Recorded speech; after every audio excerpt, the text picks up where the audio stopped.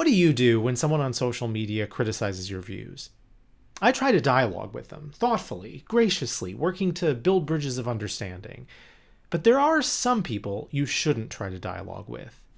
Don't feed the trolls. Different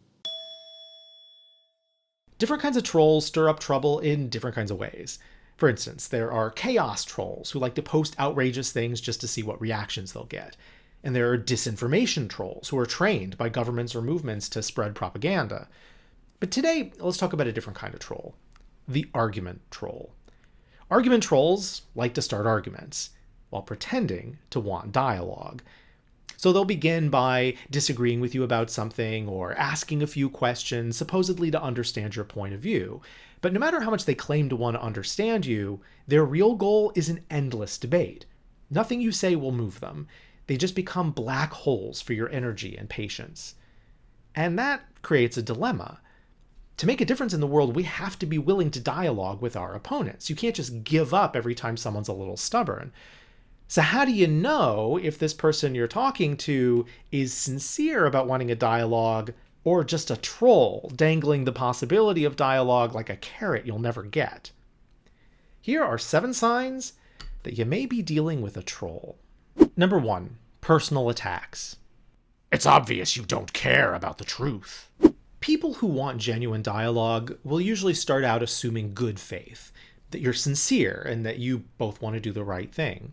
So if someone resorts to insults or hurtful words, especially early in the conversation, it was probably an argument that they wanted all along.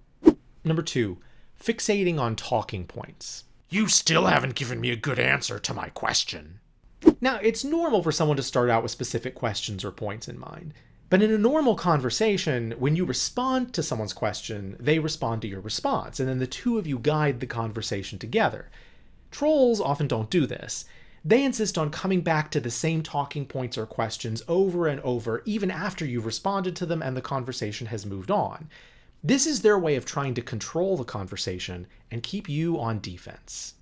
Number 3, making you speak for everyone. Why won't you people take a stand on this other issue? For many argument trolls, it's not about you, it's about what you represent in their minds. You represent all liberals, or all conservatives, or all black men, or all LGBTQ folks, or whatever. So they might ask you things like, how can you hold this belief now when in the past you supported such and such? But they're not talking about things that you personally said or did.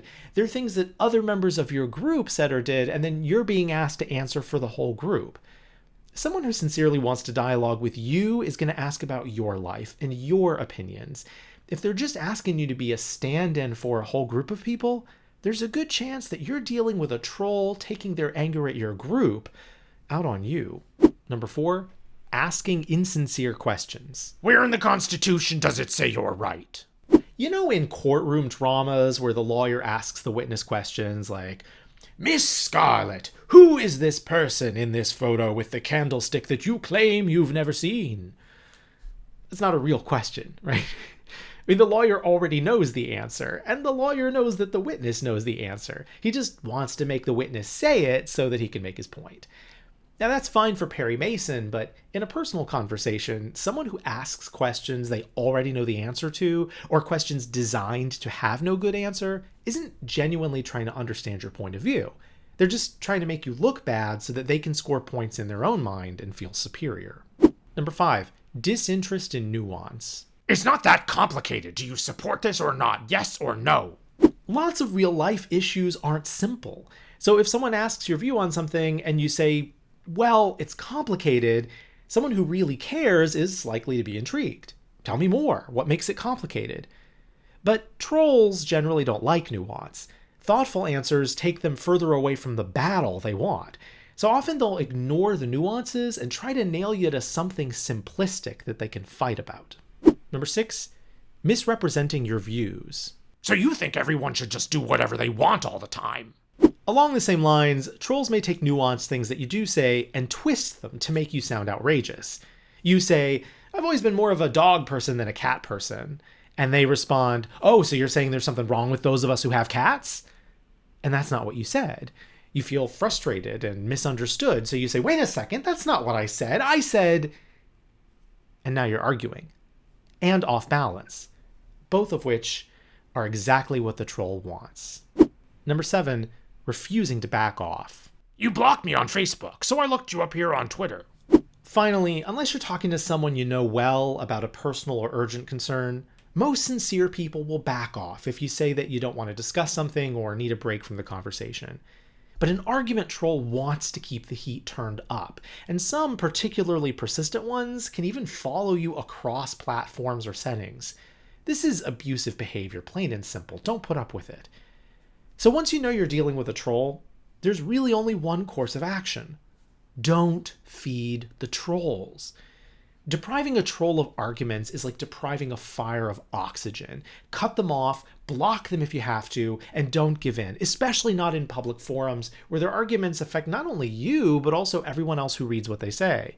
Don't give them the satisfaction or the platform, just ignore them or block them and let that be that. Just make sure that you're clear with them and with yourself that it's the trolling you have a problem with, not all disagreement or all challenges to your views.